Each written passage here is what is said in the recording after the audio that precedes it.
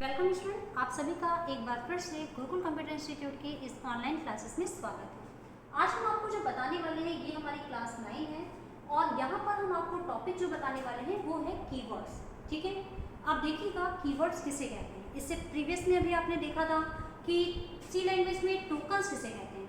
यहाँ पर उन्हीं टोकन्स में जो हमारा अगला टॉपिक आता है वो क्या है, कीवर्ड्स है।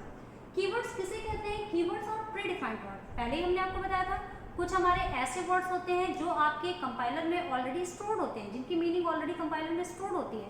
उन वर्ड्स को कीवर्ड्स के नाम से जाना जाता है। तो कीवर्ड्स और प्रीडिफाइंड वर्ड्स या फिर जो हमारे जो रिजर्व वर्ड्स होते हैं used in C programming that have special meaning, जिनकी क्या होती है, कुछ स्पेशल मीनिंग होती है इन सी प्रोग्रामिंग लैंग्वेज। ठीक है, तो there are all together 32 keywords in C programming language. Total जो हमारे सी लैंग्वेज में जो कंपाइलर हम लोग यूज़ करते हैं उस कंपाइलर में टोटल जो कीवर्ड्स होते हैं वो उनकी संख्या कितनी होती है, 32 होती है। अब इसको हमने यहाँ पर बोल्ड करके इसलिए रखा हुआ है क्योंकि कई बार एग्जाम में पूछा जाता है कि जो कीवर्ड्स हैं वो टोटल कितने होंगे। तो याद रखिएगा जो टोटल कीवर्ड्स जो एग्जाम में पूछा जाएगा वो आपका 32 कीवर्ड्स ही पूछा जाएगा। इसलिए आप याद रखिएगा जो कीवर्ड्स होते हैं यानी जिनकी मीनिंग ऑलरेडी कंपाइलर में डिफाइंड है वो सभी वर्ड्स जो होते हैं वो आपके टोटल कितने होते हैं, 32 कीवर्ड्स होते हैं। कीवर्ड्स क्या है? Keywords is the part of syntax. Keyword क्या है, एक सिंटैक्स का पार्ट होता है, लेकिन याद रखिएगा कि that have not used N identifier. उसका यूज हम आइडेंटिफायर के लिए कभी भी नहीं कर सकते हैं। अब आइडेंटिफायर के लिए नहीं कर सकते हैं तो ये हमने आपको बताया है कि आइडेंटिफायर किसे कहते हैं। तो आइडेंटिफायर का मतलब हो गया जो आपके वेरिएबल नेम या फंक्शन या एरे का जो नेम आप डिफाइन करते हैं वहां पर इनमें से किसी भी कीवर्ड का यूज आप नहीं करेंगे। यानी ये जितने भी कीवर्ड आपके पास में लिखे हुए हैं इनमें से किसी भी कीवर्ड का यूज किसी भी वेरिएबल नेम, फंक्शन नेम या एरे नेम के लिए आपको नहीं करना होगा। ठीक है, तो टोटल सी लैंग्वेज में जो कीवर्ड्स होते हैं उनकी संख्या कितनी होती है, 32 होती है। 32 में आप कौन कौन से कीवर्ड्स आते हैं, जैसे ऑटो है, ब्रेक है, केस है, कॉन्स्ट है, कैर है, कंटिन्यू है, वाइल है, डिफॉल्ट है। तो यहाँ पर कुछ हमारे कीवर्ड्स होते हैं जैसे आपका ऑटो हो गया या फिर आपका एक्सटर्न हो गया या फिर आपका जो है इसमें जो है और भी कई सारे कीवर्ड्स हो गए जैसे स्टैटिक हो गया। तो ये सभी अभी जब हम आगे आपको स्टोरेज क्लासेस पढ़ाएंगे तो वहाँ पर है आपको बताया जाएगा कि क्या होता है, ऑटो क्या है, कॉन्स्ट कीवर्ड किसे कहते हैं, एक्सटर्न किसे कहा जाता है, स्टैटिक क्या होते हैं। तो ये सभी आपको आगे मिलेगा। इन्हीं के साथ में ब्रेक, स्विच केस जब हम आपको बताएंगे तो वहाँ ब्रेक है, केस है, स्विच है, ये सभी कीवर्ड आपको वहाँ पर मिलेंगे। इसी के साथ में डू है, वाइल है, जो लूपिंग के लिए आप यूज करते हैं, डू का, फॉर का, वाइल का, इफ कंडीशन रखना हो, एल्स रखना हो, साइज ऑफ हो गया, साइज ऑफ देने के लिए होता है आपका जो है। इसी तरीके से फॉर, फ्लोट हो गया, जो हमारे डेटा टाइप होते हैं। इसके बाद जो नेक्स्ट टॉपिक रहेगा वहाँ पर हम आपको बताने वाले हैं डेटा टाइप के बारे में। तो जैसे आपका इंट है, कैर है, फ्लोट है, वॉइड आप ले लेते हैं, ठीक है, डबल आप ले लेते हैं, लॉन्ग डबल आप ले लेते हैं। तो वो सभी हमारे क्या होते हैं, डेटा टाइप होते हैं। तो इस तरीके से उन सभी को डिफाइन करने के लिए कि आप किस चीज़ को यूज़ करना चाह रहे हैं इन सभी वर्ड का हम यूज़ करते हैं। तो आगे जैसे जैसे आप प्रोग्रामिंग पढ़ेंगे एक एक कीवर्ड आपको बहुत आसानी से समझ में आ जाएगा, यानी किस कीवर्ड का क्या यूज़ होता है। ये सारा कॉन्सेप्ट आप आगे की क्लासेस में देखने वाले हैं। ठीक है, तो यहाँ केवल आपको क्या जानना है, इतना ही जानना है कि कीवर्ड का मतलब कुछ हमारे ऐसे रिजर्व वर्ड होते हैं या इनको हम प्रीडिफाइंड वर्ड भी कह सकते हैं जिनकी मीनिंग ऑलरेडी कंपाइलर में जो है स्टोर होती है। इनका एक स्पेशल वर्क होता है, स्पेशल टास्क होता है। सी लैंग्वेज में जो टोटल कीवर्ड होते हैं वो होते हैं 32, जैसे ऑटो है, break, case, const, char, continue, while, default. इसी तरीके से डू और आपका जो है double, else, enum, extern, float और फॉर और go to, if, int, long, register, return, short, sign, size of, static, struct, switch, typedef, union, unsigned, volatile और वॉइड। तो ये सभी हमारे क्या होते हैं, कीवर्ड्स होते हैं। अब इसके बाद में ये तो आपको शायद समझ में आ गया होगा कि कीवर्ड किसे कहते हैं। तो कीवर्ड्स के बाद में नेक्स्ट जो हम आपको बताने वाले हैं इसमें हम आपको बताएंगे कि जो है नेक्स्ट टॉपिक में हम आपको बताएंगे कि डेटा टाइप किसे कहते हैं। तो चलिए अब हम आपको बताने वाले हैं डेटा टाइप क्या होता है। देखिए अब यहाँ पर हमारे पास क्या है, डेटा टाइप्स हैं। अब इसमें हमने एक चार्ट में, टेबल्स में आपको बताया है इसकी रेंजेस क्या है, कौन कितने बाइट मेमोरी एलोकेट करता है और किस टाइप की वैल्यू को रिप्रेजेंट करता है। ठीक है, लेकिन इन सब चीज़ों को जानने से पहले आपको ये जानना है कि डेटा टाइप कहते किसे हैं। तो डेटा टाइप का मतलब जब भी कभी किसी भी प्रोग्राम को आप बनाते हैं तो प्रोग्राम बनाते समय आप उसमें जो भी वेरिएबल के अंदर वैल्यू डाल रहे हैं वेरिएबल के अंदर आप किस टाइप की वैल्यू दे रहे हैं वो डिफाइन किया जाता है डेटा टाइप के द्वारा, ठीक है। मतलब हम कोई भी वेरिएबल आप बना रहे हैं, उस वेरिएबल में किस टाइप की वैल्यू हमें देना है ये डिफाइन करने का काम कौन करता है, डेटा टाइप। अब डेटा टाइप के अकॉर्डिंग ही आपका जो कंपाइलर होता है वो मेमोरी को, स्पेस को एलोकेट करता है।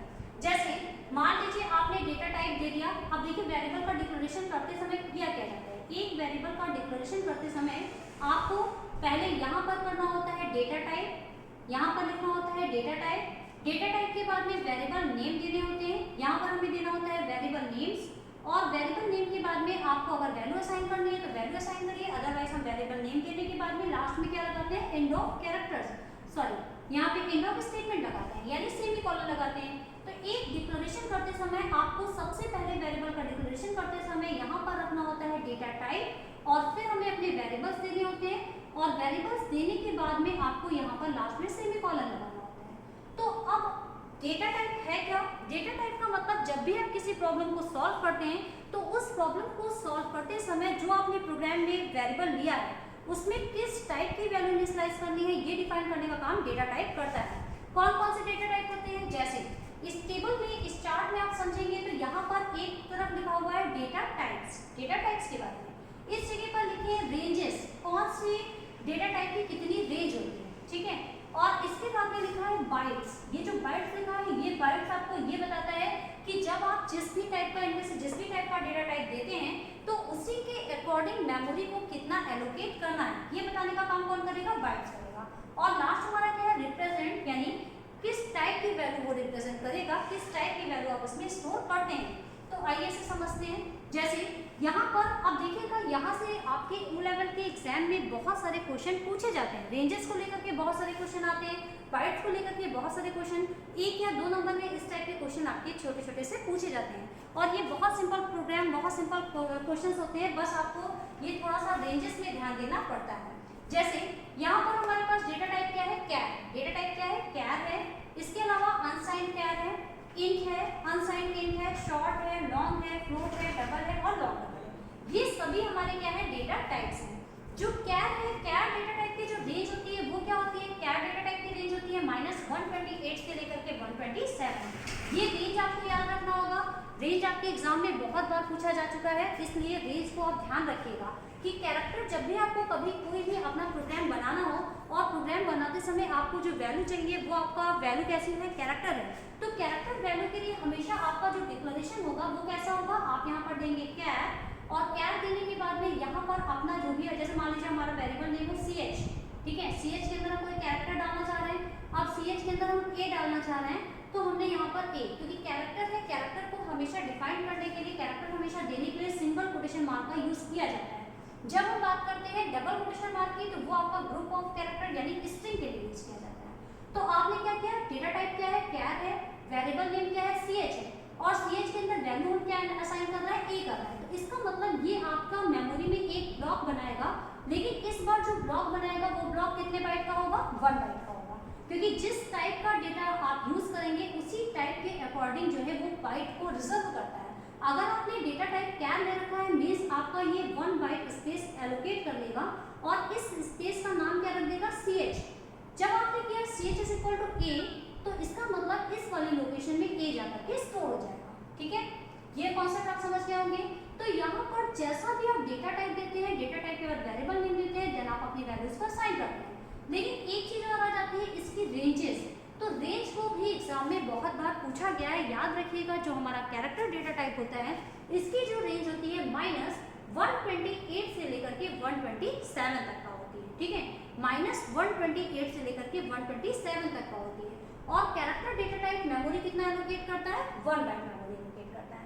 कैरेक्टर डेटा टाइप के अंदर वैल्यूज कौन कौन सी होती है, क्या क्या रखा जाता है, जितने भी आपके कैरेक्टर्स होते हैं, चाहे वो कैपिटल हो या फिर स्मॉल हो, ठीक है, क्लियर है। अगला आ जाता है अनसाइंड कैरेक्टर। जब हम बात करते हैं अनसाइंड, जिस भी चीज के आगे अनसाइंड लग जाए, साइंड का मतलब जहां पर आप नेगेटिव साइन लगाएं, और अनसाइंड का मतलब जहां पर आप ये साइन ना लगाएं, जहां पर आपका जो वैल्यू है वो पॉजिटिव में है, तब फिर वो यूज किया जाता है अनसाइंड। और अनसाइंड जो क्या होता है, इसकी जो रेंज होती है, अब यहाँ पर अब देखिए यहाँ पर जो हमारा रेंज है ये माइनस में है, क्योंकि यहाँ पे साइन लगा है, -128 से 127 है। लेकिन जब हमसे कह दिया कि अनसाइंड बनाना है तो अनसाइंड का मतलब हम निगेटिव में नहीं जा सकते हैं और हमारी स्टार्टिंग कहाँ से होगी, जीरो से होगी। तो जीरो से 255 आप -128 और +128 दोनों के बीच की जो वैल्यूज होती है उसको लेके देखिए, आपका जो आंसर आएगा वो आएगा 256। और यहाँ पर जीरो से लेकर 256 यानी जीरो से लेकर के 255, क्योंकि स्टार्टिंग जीरो से हो रही है इसलिए यहाँ पर कहाँ तक जाएगा, 255 तक जाएगा। तो अनसाइंड जो कैरेक्टर होता है इसकी रेंज होती है 0 से 255 तक का। ये भी याद रखिएगा, इसको भी एग्जाम में पूछा जा चुका है, ठीक है। लेकिन अनसाइंड कैरेक्टर भी हमारा क्या करता है, 1 बाइट ही स्पेस रिजर्व करता है। अगर आपने डिक्लेरेशन में अनसाइंड क्या ले लिया, मतलब वो 1 बाइट का ही एक स्पेस लेगा और उसका नाम क्या रखेगा, ए रखेगा। और ये भी क्या करता है, कैरेक्टर के लिए ही यूज किया जाता है। नेक्स्ट आ जाता है इंट। अब इंट क्या है, इंट का यूज किया जाता है इंटीजर टाइप के डेटा को लेने के लिए। शायद आपने नंबर सिस्टम पढ़ा हो तो आप जानते हो integer data type, fractional data type, ये सभी हमारे इंटीजर नंबर्स होते हैं, फ्रैक्शनल नंबर्स होते हैं, रियल नंबर्स होते हैं, नेचुरल नंबर, आपने ये सारी चीजें पढ़ी होंगी। तो इंटीजर नंबर का मतलब क्या होता है, जिसमें आप नेगेटिव और जीरो और इसके साथ में जो पॉजिटिव वैल्यूज होती है उन सभी चीजों को जो हम लेते हैं उसे क्या कहा जाता है, इंटीजर नंबर्स कहा जाता है। अगर आप कोई भी प्रोग्राम बनाते हैं और प्रोग्राम बनाते समय आपको जो है इंटीजर वैल्यूज का, जैसे एडिशन करना है, सब्सट्रैक्शन करना है, आप नॉर्मली 25 है, 37 है, ऐसे कुछ नंबर्स लेना चाह रहे हैं, तो फिर उसका जो डेटा टाइप रखा जाता है वो क्या रखते हैं, इंट रखते हैं।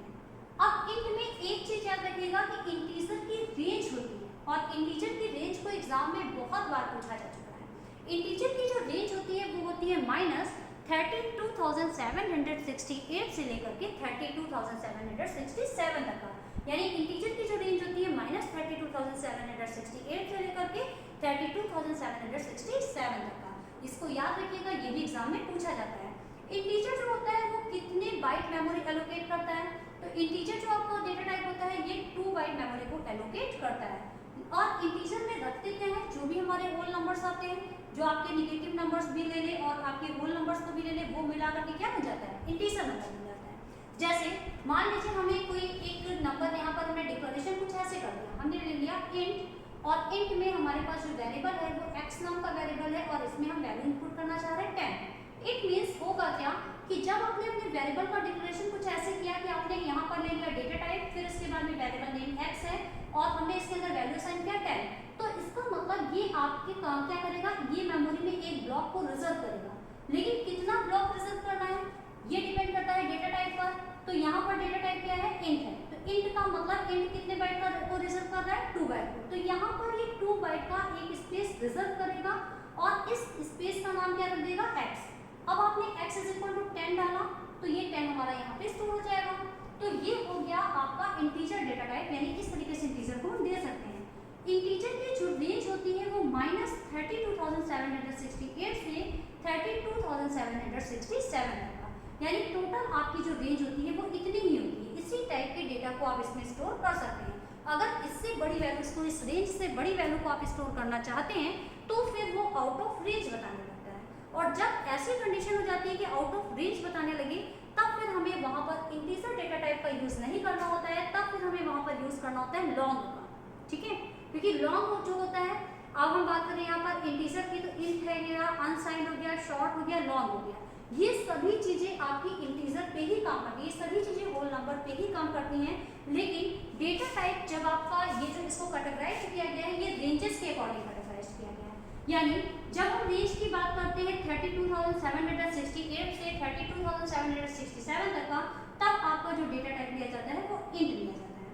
अनसाइंड इंट का मतलब जहां पर आपको साइन ना देना हो, जहां पर आपको नेगेटिव वैल्यू का यूज ना करना हो, आप पॉजिटिव वैल्यूज का यूज करना चाहते हैं, तब फिर यूज किया जाता है अनसाइंड। अनसाइंड में साइन ना हो, और साइन ना हो मतलब हमारा यहाँ पर नेगेटिव नहीं जा सकता है, तो फिर आपका इसकी जो रेंज होती है वो कितनी हो जाएगी, 0 से 65,535। अगर इन दोनों को आप ऐड करेंगे तो आप देख सकते होंगे कि आपकी जो रेंज बनेगी वो इतनी ही बनेगी। इधर नेगेटिव में जाके 0 को इंक्लूड करते पॉजिटिव में आप आएंगे तो आपकी जो टोटल रेंज बनेगी वो यही बनेगी। तो इसका मतलब अनसाइंड इंट जो है वो 0 से लेकर के 65,535 तक की इसकी रेंज होती है। इसे भी याद रखिएगा, इसको भी एग्जाम में पूछा जा चुका है। जो जो चीज़ें एग्जाम में आ चुकी होती हैं उनको हम एक बार आपको बता देते हैं, ताकि आप उस पर थोड़ा सा अपना कंसंट्रेशन बढ़ा लीजिए। तो यहाँ पर अनसाइंड इंट जो कि आपका 0 से 65,535 तक का होता है, और अनसाइंड इंट भी कितने बाइट मेमोरी एलोकेट करेगा, जैसे आपका इंटीजर करेगा 2 बाइट, वैसे अनसाइंड भी हमारा 2 बाइट ही करेगा। शॉर्ट इंट का यूज किया जाता है जब आपके पास में बहुत कम मैनिपुलेशन, बहुत कम रेंजेस के साथ में मैनिपुलेशन करना हो, तब फिर यूज किया जाता है शॉर्ट इंट का। शॉर्ट इंट की जो रेंज होती है वो कितनी होती है, जितनी कैरेक्टर की होती है, यानी -128 से लेकर के 127 तक का इसकी भी रेंज होती है, और ये हमारे कितने बाइट मेमोरी एलोकेट करता है, 1 बाइट करता है। ठीक है, जैसे कैरेक्टर आपका करता है वैसे ही शॉर्ट इंट भी करता है। नेक्स्ट आ जाता है लॉन्ग इंट। लॉन्ग इंट की जो रेंज होती है वो बहुत बड़ी होती है, क्योंकि अभी हमने आपको बताया कि अगर मान लीजिए आपको इससे ज़्यादा बड़ी, कई बार हमें प्रोग्राम बनाते समय उसको जो रन कराते हैं तो रन कराते समय बहुत बड़ी वैल्यू के साथ मैनिपुलेशन करना होता है, तब अगर आप लॉन्ग नहीं रखते हैं, इंट रखते हैं, जैसे आपको फैक्टोरियल वगैरह बनाना होता है तो फिर वहाँ पर हम लॉन्ग नहीं रखते हैं, अगर इंट रखते हैं तो उसके आउट ऑफ जो है रेंजेस होने के चांसेस बढ़ जाते हैं, इसलिए वहाँ पर इंट का यूज़ ना करके लॉन्ग इंट का यूज़ किया जाता है। और जब हम लॉन्ग इंट का यूज करते हैं तो लॉन्ग इंट की जो रेंज होती है वो बहुत बड़ी होती है। ठीक है, इस रेंज को वैसे एग्जाम में नहीं पूछा जाता है, तो अगर आप इस पर ध्यान नहीं भी देंगे तब भी कोई खास दिक्कत नहीं है। तो इस तरीके से लॉन्ग इंट की रेंज होती है, लेकिन लॉन्ग इंट का ये जरूर पूछा जाता है कि लॉन्ग इंट जो है वो कितने बाइट मेमोरी एलोकेट करता है।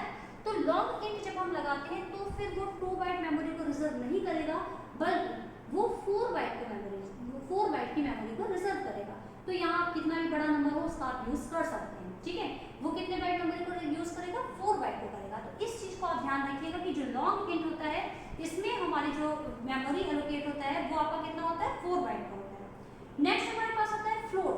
आप देखिएगा जब भी कभी आप फ्लोट का यूज करते हैं, फ्लोट डेटा टाइप का यूज करते हैं, तो ये फ्रैक्शनल वैल्यूज के साथ भी यूज किया जाता है। फ्रैक्शनल वैल्यूज का मतलब मान लीजिए हमें अपना आउटपुट कुछ इस टाइप में चाहिए कि 10.5, ठीक है, ऐसा कुछ हो, तो फिर इसके लिए आप इंट का यूज नहीं कर सकते हैं। फिर यहाँ पर हमारा जो डेटा टाइप होगा ये हमारा फ्रैक्शनल नंबर है, तो फ्रैक्शनल के लिए हमें जो डेटा टाइप लगाना होगा वो क्या लगाना होगा, फ्लोट लगाना होगा। तो याद रखिएगा फ्रैक्शनल नंबर के लिए हम यूज करते हैं फ्लोट का, और फ्लोट जो होता है ये फ्लोट की जो रेंज होती है इसको भी एग्जाम में बहुत बार पूछा जा चुका है। फ्लोट की भी जो रेंज होती है इसको भी एग्जाम में पूछा जा चुका है। 10 की पावर -38 से लेकर के 10 की पावर 38 ये होती है फ्लोट की रेंज। 10 की पावर -38 से लेकर के 10 की पावर 38 तक की होती है फ्लोट की रेंज। फ्लोट जो आपका होता है ये आपका 4 बाइट ही रिजर्व करता है, यानी ये भी आपका कितना रिजर्व करता है, 4 बाइट स्पेस को एलोकेट करता है, याद रखिएगा। और इसके बाद में अगला आ जाते हैं डबल। फ्लोट और डबल और लॉन्ग डबल ये तीनों ही जो हमारे होते हैं ये तीनों फ्रैक्शनल वैल्यूज के साथ में काम करते हैं, चाहे वो फ्लोट हो या डबल हो या फिर लॉन्ग डबल हो, ये तीनों फ्रैक्शनल वैल्यूज के साथ में काम करते हैं। लेकिन फ्लोट की जो रेंज होती है वो 10 की पावर -38 से 10 की पावर 38 तक का होती है। डबल की जो रेंज होती है 10 की पावर 308 से -308 से 10 की पावर 308 तक का होती है। और लॉन्ग डबल की जो रेंज होती है 10 की पावर -4936 से लेकर के 10 की पावर 4936 होती है। तो रेंजेस आपको याद रखनी है, तो एग्जाम में बहुत बार पूछा जाता है जो हमारे पास में। अब यहाँ पर फ्लोट और डबल का यूज क्या है ये थोड़ा सा देखेंगे। जो है जब आप यूज करते हैं फ्लोट का, तो फ्लोट का मतलब जो आप पॉइंट लगाते हैं, पॉइंट के बाद में 6 से 7 डिजिट तक की वैल्यूज को आप यहाँ पर रख सकते हैं, इससे ज्यादा बड़ी वैल्यू को हम नहीं रख सकते हैं। ठीक है, पॉइंट के बाद में जो हमारे डेसिमल नोटेशंस होते हैं वो 6-7 पॉइंट तक ही आप रख सकते हैं, इससे ज्यादा चीजों को नहीं रख सकते हैं। लेकिन जब हम बात करते हैं डबल की, तो डबल में आप 15 डिजिट तक की वैल्यूज को आगे रख सकते हैं, यानी पॉइंट के बाद आप 15 डिजिट तक का इसे आगे ले जा सकते हैं। तो ये होता है डबल। और डबल के लिए जो इसकी रेंज होती है वो कितनी होती है, 10 की पावर -308, यानी 10 की पावर -308 से लेकर के 10 की पावर 308। और ये भी याद रखिएगा कि डबल आपका 8 बाइट मेमोरी एलोकेट करता है। अगर कहीं पर भी आपने डेटा टाइप फ्लोट ना दे करके यूज किया होगा डबल, तो याद रखिएगा इसमें एक वेरिएबल जो होगा, इस वेरिएबल के लिए टोटल जो स्पेस रिजर्व किया जाएगा वो 8 बाइट का स्पेस रिजर्व किया जाएगा।